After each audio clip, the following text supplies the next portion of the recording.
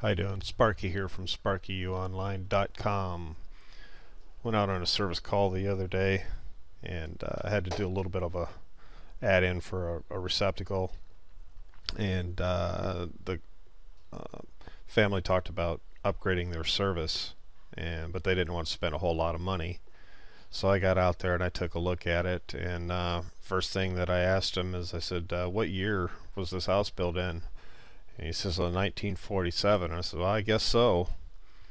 And so we kind of took a look around and everything else, and I gave him an estimate on what it would cost to upgrade a service from 1947 to 2010, and at least the standards there.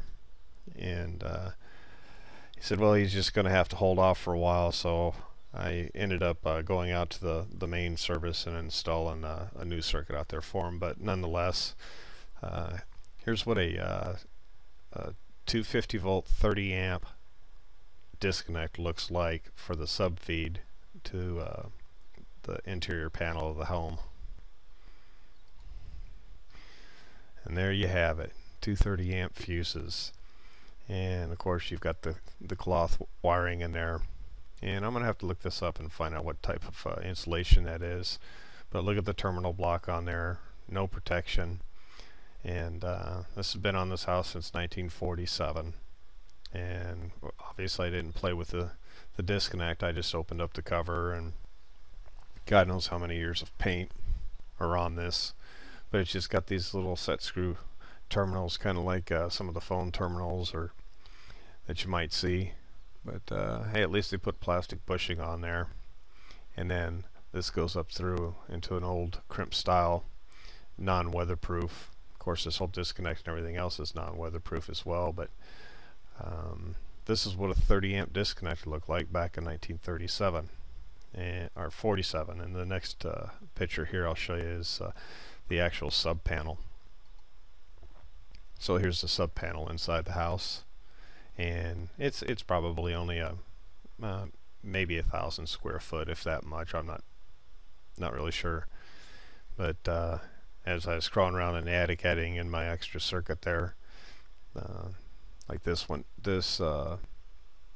set of wires here, that set of wires, and a couple of the other sets of wires in there are actually in a BX. It's a steel cable that the whole house is run in, and it appears as though it was built and installed back in 1947, but I can't really get too much of a close-up. I took this with my iPhone, but the